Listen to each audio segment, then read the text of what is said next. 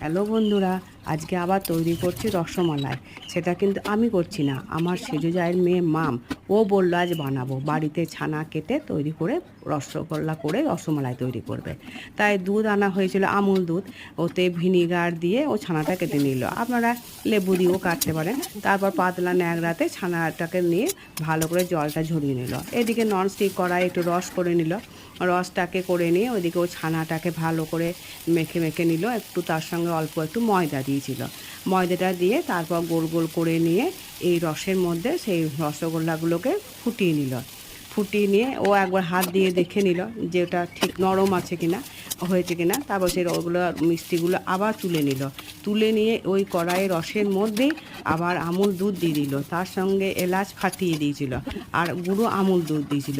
তারপরে ওই ফুটে গেলে ওই রসগোল্লাগুলো আবার দিয়ে ক্ষীরের মতো হয়ে গেলে ওগুলোকে নামিয়ে রাখা হলো।